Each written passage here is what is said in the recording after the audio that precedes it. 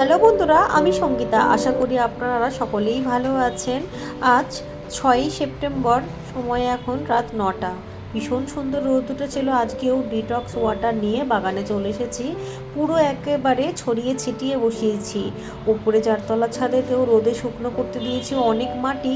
এই ড্রামটার মধ্যে রয়েছে কিচেন কম্পোস্ট, যেটা আমি 1 বছর ধরে মোটামুটি তৈরি করে নিয়েছি। আরও তৈরি করে নিয়েছি। টেবিলের উপরও খানিকটা মাটি রয়েছে, জায়গায় জায়গায় দিয়ে দিয়েছি, মানে রোদটাকে একেবারেই হাতছাড়া করা যাবে না। এই ড্রামটার মধ্যেও কিছুটা কিচেন কম্পোস্টের মাটি রেডি হয়ে গিয়েছে। আর এখানে চলছে সবজির বেড বানানোর প্রস্তুতি। যেহেতু শীতের অনেক সবজি আমি রেডি করে নিয়েছি, সেগুলোতে এবার বেডে দেবার সময় হয়ে গিয়েছে।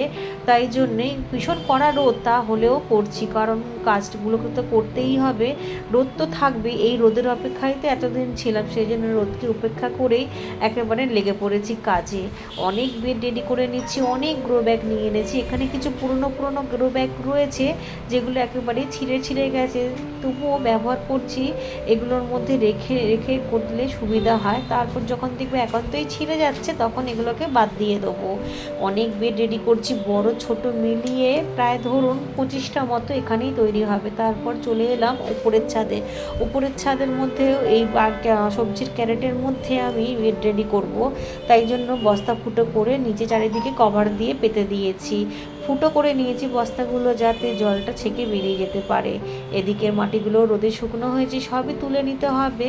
বস্তা পেতে দেওয়ার পর অনেকটা পরিমাণে শুকনো ডালপালা দিয়ে দিয়েছি। তার উপরে দেবো পিচবোর্ড কুচিয়ে। এটার মধ্যেও একটা কিচেন কম্পোস্টের মাটি, এটাও খুবই ভালো ঝুরঝুরে হয়ে গিয়েছে, তবে একেবারে রোদে শুকনো করে নেবো না। ডালপালাগুলো তো রোদে একেবারেই মানে কটখটটা হয়ে গিয়েছে, খুবই ভালো। তবে এগুলো সমস্ত কিছুই কিন্তু ডিকম্পোস্ট হয়ে যাবে, কোনো চিন্তার কিছু নেই। এখানে কাঁচা ডালপালাগুলো ছিল, সেগুলো রোদের মধ্যে এত সুন্দর শুকিয়ে গিয়েছে, রসটা পুরো টেনে গিয়েছে।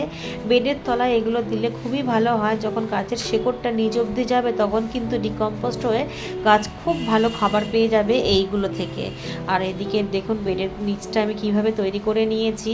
বস্তা চারিদিক দিয়ে কভার করেছি, যাতে মাটিটা বেরিয়ে যেতে না পারে ফাঁক ফোকর দিয়ে, এবং জলটা ছেঁকে বেরিয়ে যেতে পারে। নিচে যে বস্তাটা পেতে দিচ্ছি, সেটার মধ্যে খুব ভালোভাবে আমি ছিদ্র করে নিয়েছি। এবার এর মধ্যে শুকনো ডালপালা দিয়ে দেবো, তারপর কাগজ কুচিয়ে, মানে পিচবোর্ড টিচবোর্ড যা কিছু আছে এর উপর দেবো। তারপর তৈরি করা মাটি, সবজির খোসা লেয়ারে লেয়ারে। এই নিয়ে আমি বহুবার দেখিয়েছি, তবু আবার আজকে দেখিয়ে দিলাম নতুন বন্ধুদের উদ্দেশ্যে। এই পিচবোর্ডগুলো কিন্তু খুবই ভালো। এই কাগজ পিচবোর্ডের জন্যই গাছ কিন্তু খুব ভালো কার্বন পেয়ে যাবে, এবং গাছ দ্রুত বাড়বে। এই দেখুন অনেকটা ভরে গিয়েছে। এবার পিচবোর্ডটা কুচিয়ে দিয়ে দিয়েছি, এর উপরে মাটি দেবো। তার উপরে লেয়ারে লেয়ারে আমি অনেক অনেক সবজি ফলের খোসা, যেগুলোকে 1 সপ্তাহ ধরে জমিয়ে রেখেছিলাম, সেগুলোকে দিয়ে দেবো। যদি পোকাও হয়ে যায় কোনো ব্যাপার নেই, সবই মাটির সাথে মিশে কিন্তু একেবারেই মাটিতে পরিণত হবে। আর এই সমস্ত মাটির মধ্যে কিন্তু আমি সবজির খোসা দিয়ে তৈরি করে কিচেন কম্পোস্ট বানিয়েই রেখেছি। সুতরাং আমাকে বাজার দিয়ে কিনে এনে গোবর সার, ভার্মি কম্পোস্ট বা পাতা পচা সার দিতে হবে না। নিজেই তৈরি করে নিয়েছি। প্রায় 1 বছর ধরে জায়গায় জায়গায় তৈরি করেছি। মানে শীতের পর তো অনেক মাটি বেরায়, সেই সব মাটিগুলোকে এমনি না রেখে আমি সবজির খোসা দিয়ে দিয়ে জমিয়ে জমিয়ে রেখেছি। আর এই মাটিতে এত সুন্দর গাছ হবে। আপনারা যারা আমার পুরনো বন্ধু আছেন, তারা তো জানেন, গরমেও যেমন আমার বাগানে ফল সবজিতে ভরা থাকে, তেমন শীতেও ফুল ফল সবজিতে একেবারে ভরপুর থাকে। সেই জন্যেই নিজের তৈরি করা মাটি আমার সবথেকে বেশি ভালো লাগে ব্যবহার করতে। একটু খাটনি হয় ঠিক কথা, তবে খাটনির পর যখন রেজাল্টটা এত ভালো হয়, তখন কিন্তু মন আনন্দে ভরে যায়। তো মোটামুটি আমার 2টো বেড এদিকে রেডি করে নিয়েছি, মানে 2টো ক্যারেট, আর গ্রো ব্যাগেও করে নেব। তবে এই জায়গাটা আগে একটুখানি পরিষ্কার করে নিচ্ছি, নাহলে অগোছালো হলে না কাজটা আরও বেড়ে যায়। কোন দিকে কোন কাজ করব কি করব না, তাছাড়া ছেলেটা আছে তো কোন সময় পড়ে ঠরে যাবে।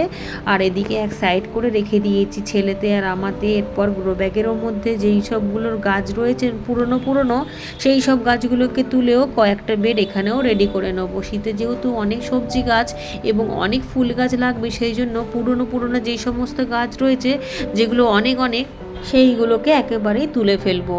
ক্যারেটগুলো এক সাইডে করে রেখে দিয়েছি, জায়গাটা অনেকটাই পরিষ্কার পরিচ্ছন্ন হয়ে গিয়েছে। এবার এদিকে মাটির টাবটাকেও তুলে নেবো। এগুলো কিন্তু সব রোদ খাওয়ানো, 2-3 দিন ধরে রোদ খাইয়ে নিয়েছি, আর রোদ খাওয়াবো না। বেশি রোদ খাওয়ালে সারের গুণাগুণগুলো নষ্ট হয়ে যাবে। আর এদিকে কচু গাছগুলোকে আজকে কেটেই নেবো। গতকাল একটা কেটেছিলাম, আর বাকি যে গাছগুলো রয়েছে সেগুলোকেও কেটে নেবো, কারণ আর এই গাছগুলোকে আমি রাখবো না, রান্না করে নেবো। এবং গ্রো ব্যাগগুলো যেটা রয়েছে সেগুলো আমি শীতের গাছের জন্য রেডি করে নেবো। এর মধ্যে বর্ষার সময় আমি দেখিয়েছিলাম যে এই গ্রো ব্যাগগুলোর মধ্যে সবজিতে, ফলের খোসাতে একেবারে ভরপুর ছিল। ওপর দিয়ে সামান্য একটুখানি মাটি দিয়েছিলাম, সেই ভিডিও তো আপনাদের সাথে শেয়ার করেইছি। এবং সেই মাটিটার মধ্যেই কচুর গোড়া কেটে আমি বসিয়ে দিয়েছিলাম, সেখান থেকেই এত সুন্দর কচু গাছ হয়েছিল।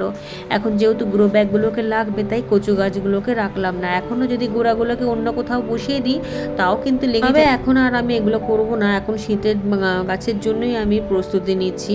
এদিকে টাবটার মধ্যে মাটিটাকে ঢেলে দিতে বললাম আমার ছেলেকে, আর ও অনেক হেল্প করে আমাকে। ছোট মানুষ তো, যতটুকুনি করে ততটুকুনি অনেক। গ্রো ব্যাগগুলোকে খালি করে এই টাবের মধ্যে ঢেলে নিচ্ছি মাটিগুলোকে। এগুলোতে একটা বা দুটো রোদ খাওয়ালেই তারপর আমি গ্রো ব্যাগ আবার নতুন করে ভরবো। নিচে অনেকটা পরিমাণে ওই শুকনো পাতা, কাঁচা পাতা ঠাতা দিয়ে, ডালপালা, কাগজ টাগজ দিয়ে ওপরে এইসব কিচেন কম্পোস্টের মাটি মিশিয়ে। আর এই যে মাটিগুলো রয়েছে এগুলো কিন্তু একেবারেই ঝুরঝুরে মাটি হয়ে গিয়েছে। এই 12 ইঞ্চি গ্রো ব্যাগটার মধ্যে দেখুন কত সুন্দর পুঁই শাকটা হয়েছে, একেবারে হেলদি। কিন্তু কিছু করার নেই, ব্যাগটা যেহেতু লাগবে তাই তুলে দিলাম। তবে এই পুঁই শাক কিন্তু আমি অনেক জায়গাতেই করে নিয়েছি, যেহেতু লাল পুঁই শাক খেতে আমার ভীষণই ভালো লাগে। আর এই গ্রো ব্যাগগুলোর মাটি তোলার পর এর মধ্যে কিন্তু আমি এই পুরনো মাটি দিয়ে ভরবো না। আমার যে কিচেন কম্পোস্ট তৈরি করা রয়েছে, রোদে যেগুলো 2-3 দিন ধরে শুকনো করে নিয়েছি, সেটা দিয়েই কিন্তু তৈরি করব।